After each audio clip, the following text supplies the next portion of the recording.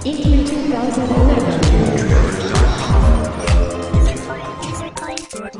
Well, there's some big news at E3 this year. Activision is back on the floor with a massive multimedia experience booth. I've heard about it. I haven't experienced it yet, but apparently it's something pretty cool. And right now to tell us about everything Activision is doing at E3 and later this year is the CEO, Eric Hirshberg. Eric, it's great to have you here live on Spike. Great to be here. Thanks for having me. So let's talk about Activision and what you guys are doing here at E3. Obviously, the big game for you is Call of Duty Modern Warfare 3 that we had on Spike yesterday a couple times with some demos.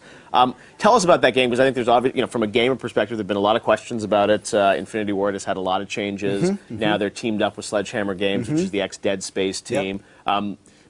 The demos were out there yesterday, but there's a lot of competition with EA and Battlefield 3. How do you think it's shaping up? I think the game looks incredible, and I think that the combination of Sledgehammer and Infinity Ward is kind of a 1 + 1 = 3 situation. There's the guys who essentially invented the genre and invented the franchise.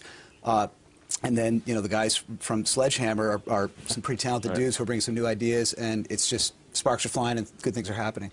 And, the response we got, we opened up the Microsoft press conference yesterday with a harbor level and, got great reaction to that. And what we're hearing from the booth is, I just came from there and we ran our little, Modern Warfare 3 show, and there was spontaneous applause.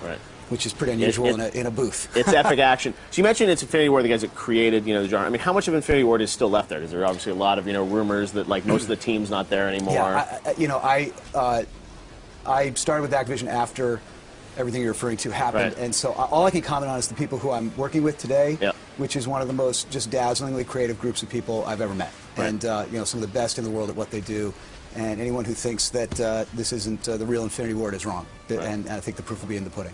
All right, well, you've shown a couple demos now, so the gameplay is out there for people to judge. We had John Riccitiello here earlier, though, and he's talking about the greatest battle in video game history happening this holiday season between Battlefield 3 and Modern Warfare 3. A lot of gamers are saying they think Battlefield 3 looks, next generation, a step beyond Modern Warfare. I'm sure you disagree. Well, look, we have tough competition in this genre every year. Last year we were up against a little franchise called Halo, and Battlefield is not the only other big entry in the genre. There's Gears of War. We love good competition. I think the more good games there are out there, the better it is for everybody. But I have all the confidence in the world that what we're going to put out with Call of Duty Modern Warfare 3 is going to be amazing and an incredible experience and will not disappoint. Now, as you look to Call of Duty in future years, I think you've been pretty public in saying we want to do a Call of Duty game every year or annualize it. How do you look at that brand? Because I think a lot of people say it's such a powerful brand. I mean, you could do other genres of games. You could even go to maybe 2 games a year. I mean, how do you look at that brand for the next 3 to 5 years? I think we found the right cadence. I think that a lot of people look at our annual release schedule and say, oh, they're oversaturating it.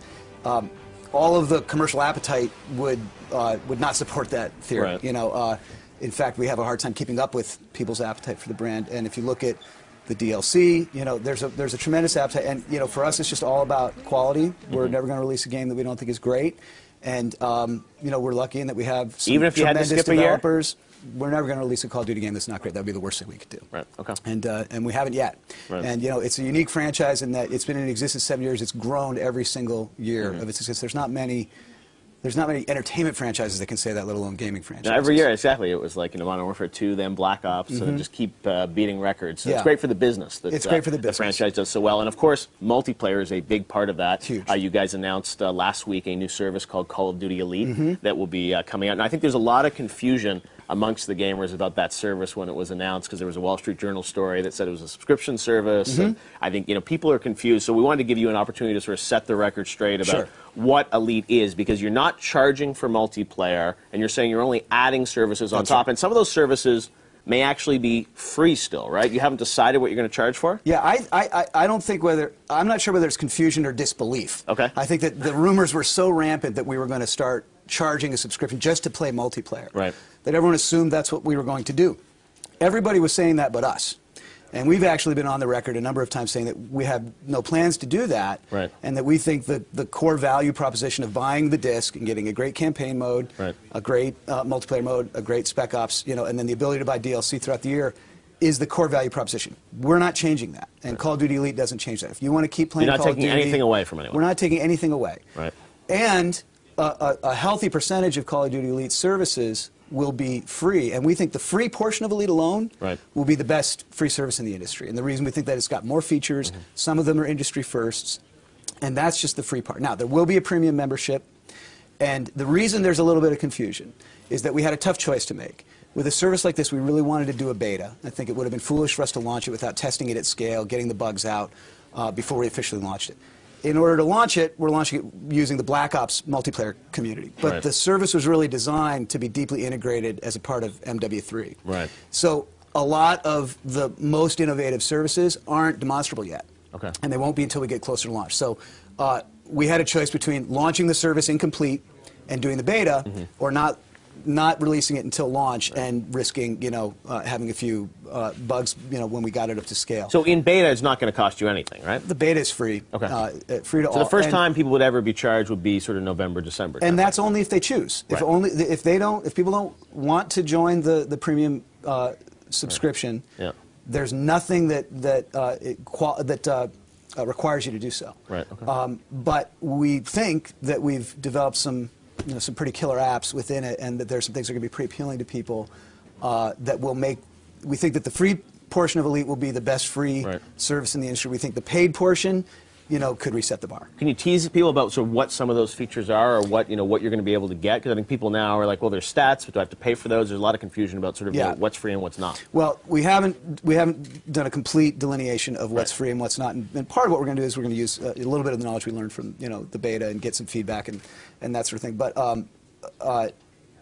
the heat maps, the stats, the entire Connect mode is all going to be part of the free service, and this is all in our FAQs. It's up on our Right. website now. And I obviously can't, talk about the paid portion because a lot of it's not demonstrable yet, and I don't want to verbally describe something that's going to make a great first impression the first time people see it. So There'll be maps and content actually for these games that you'll Absolutely. get. Absolutely. Awesome. All right. Well, Eric, congratulations on a great. And also E3. the DLC for any subscriber, every piece of content that we put out will be a part of it. You get a subscription, Yeah. or you can buy it separately. I guess If you want to a piece of continue to that, buy right? it a la carte, that's your choice. But if you are part of the premium subscription, you'll get every piece of content, every playable piece of content that we make. Coming first, still to Xbox 360, though, right? Yes.